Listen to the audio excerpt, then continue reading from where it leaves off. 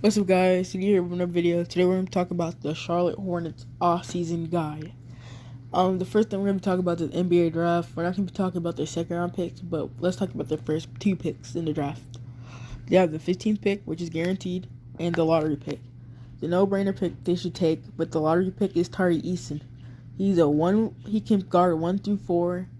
He brings a lot of good potential to the team, and I think he will be a good start-off impact player. Now, some scouts are questionable about his offensive game, but I think he'll grow through that, and he'll prove everybody wrong. He could be a Mikal Bridges of the team. With the 15th pick in the draft, I think it would be smart to take the best player on the board and trying to trade him for an asset, or potential. Because I feel like if you wait a little bit longer, because I don't think the 15th pick will play because of all those players they have on the team. So I think it's just best to pick the best or potential player in that draft. So yeah, they have a good asset in the 15th pick. I think in this offseason, free agency, they need to look for a lot of defense and some rim protection.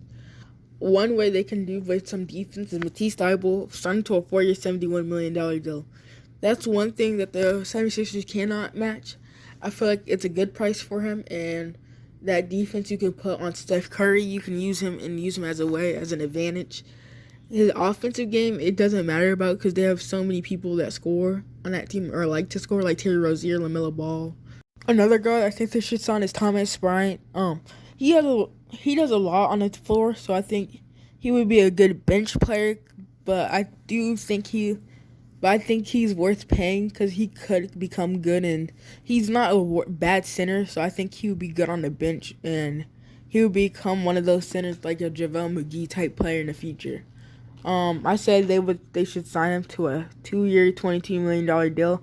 Second year is team option because I feel like he was still trying to recover from his ACL tear, I think, last season. So I think that would be a good deal because I think he can either become really good or not the best. So I think that might be the smartest decision. Sign David Duke to a 4-year, $28 million deal because he has a lot of potential. Surprisingly, he brings a lot on offense, brings a lot on defense. Well, I feel like his offense is really good potential, and overall, he's going to become like a 14 points per game scorer, and even maybe 18.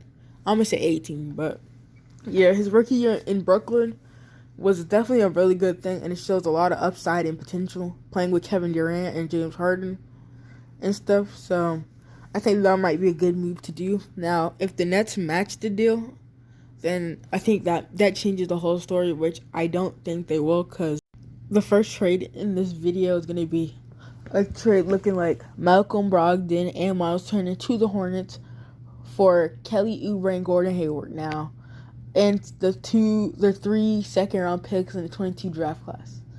Why I think the Pacers would do this is because they get rid of Malcolm Brogdon's contract, because that's one thing they wanted to do was get rid of it.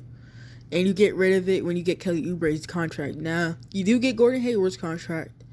And the thing is, though, they wanted to do a deal with only Gordon Hayward and then they would talk to them with Miles Turner, because Charlotte was interested in Miles Turner, but in order to talk to the Pacers, they would have to give up Gordon Hayward. And the Charlotte Hornets were not willing to do that at the time. So, yeah, I feel like it's a good move where you get assets on the Pacers side, and the Charlotte Hornets get some good pieces. You get a good starting center who can block shots and is a good defensive anchor. Now, his injuries are concerning, but you get rid of Gordon Hayward as well. So, and maybe we could see some potential that he wants a bigger role as a player. So, LaMelo would probably try to give him bigger roles and stuff like that. So, yeah. What else? I think it'd be good for both sides. You want Gordon Hayward, you get Gordon Hayward and stuff. So, Malcolm Brogdon would be a 6-man when LaMelo messes up, because he was inconsistent his second year. We're shooting like 20%, which Malcolm Brogdon can take off that load easily off the bench and stuff like that. I think that would work well for Malcolm Brogdon as a role, and I feel like he would be a way better player than he was on the Pacers on the bench. But next thing is Miles Bridges signing trade. With all these scoring options, I don't think the Hornets need Miles Bridges. And it's a gamble to give him a max with all these scoring options. You would get like LaMelo Ball, Terry Rozier, Malcolm Brogdon, and maybe more, and James Bouknight. Miles Burgess, he's not the best defensive player, but has the tools to become one in the future. But I'm questioning it. I think it's a huge risk where he would be one of those worst contracts that are untradeable, maybe. So I said he probably was playing for the money, so it's hard to tell with players' ambitions when it's their contract year, because I feel like almost any player tries their best to get good money. So, yeah, I think it should definitely be with the Kings.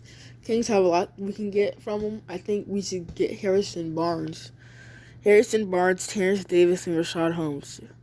Because, I don't want Harrison Barnes. Harrison Barnes would try to work out a deal with the Pacers and give up the Kings assets. The Kings would give us some picks, which we give to the Pacers just to take Harrison Barnes' contract. Hire a good coach. Terrence Davis is a good coach would be like Kenny Atkinson, which is good at with talent and stuff like that. And I think he could get the most out of the ball.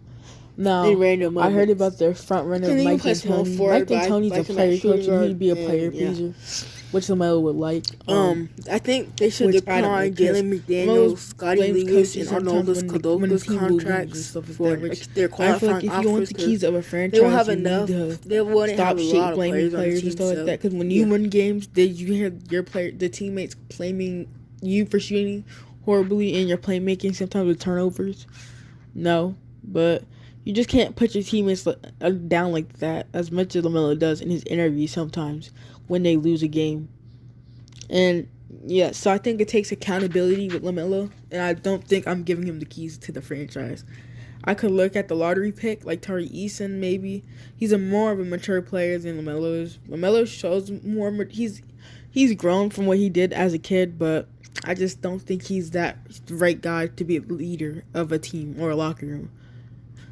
Which, he's still young, but I just think he's not ready yet, at least.